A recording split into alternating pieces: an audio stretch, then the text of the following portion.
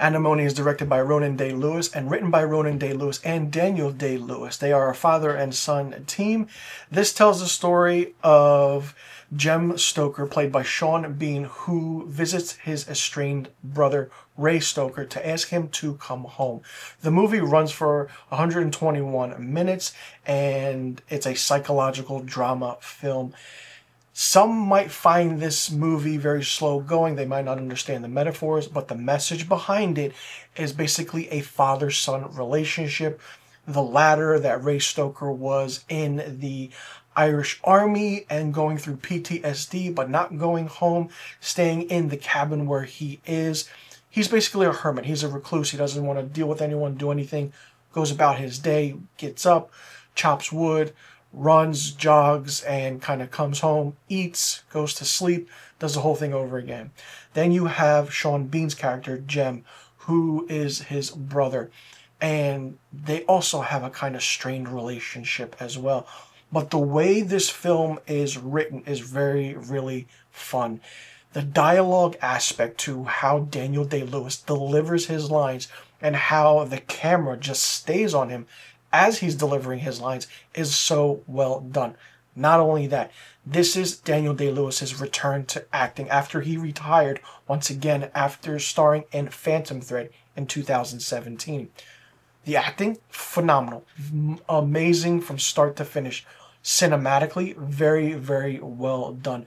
Ben Fordsman, the cinematographer, really captures the essence of what a kind of landscape is in this movie by seeing, when we see the character of Ray Stoker, played by Daniel Day-Lewis, running on the beach, and then you see the aspects of the long car rides, the motorbike rides. It's really good. There's a storm coming, and you see the character of Ray standing on the beach looking out toward the storm, toward the ocean. It's like, wow, really good.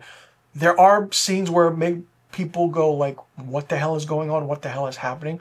But there is I will say, the scene lasts about 10 to 15 minutes where Ray is just kind of telling his brother Jem about everything that happened and how he just wants to get rid of everything. Not only that, he also had a traumatic experience when he was younger, and near the beginning of the film, he also explains what he did to a priest. Really interesting how everything goes from start to finish. What was very different was the dynamic of seeing Brian, the son, who didn't know his father, what was going on, and they kind of like, why did he leave? What's going on? It's explained why he left. And then Anessa kind of, saying like, well, we did certain things, we raised you right, this and that. The scenes with the mother and son were fine. I feel like it could have been cut down a little bit more. There are also scenes where it's very silent and it just stays on one scene for a longer period of time than it should. Could have cut that short. The film could have been cut down to maybe 100 minutes or maybe 95 minutes. Still could have got its point across. But from start to finish, 121-minute film, directed by Ronan Day-Lewis and written by Daniel Day-Lewis and his son Ronan Day. Really good.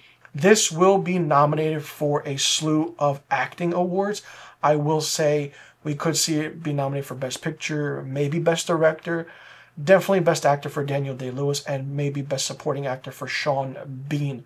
From start to finish, this was fun, and this is very different. It's definitely 100% a psychological drama. Go into it with an open mind, because I didn't know what was going on until near the latter end of everything and what was happening. And it's always good to go into a film not knowing what's going on, but done really well. For me, Anemone gets 4 out of 5 film reels. Let me know in the comment section what you thought about Anemone. If you've seen it, will you be checking it out now that I reviewed it? Are you excited to see Daniel Day-Lewis return to acting once again after 2017's Phantom Thread? And did you understand the metaphors of what was going on? And do you think that this is a, award-winning film? Let me know in the comment section about all the questions I just asked. And I do want to give a big thank you and a shout out to Focus Features for the invite to the screening. I'm Mr. Filmstock. Thanks so much for tuning in, and I'll see you all in the next review video.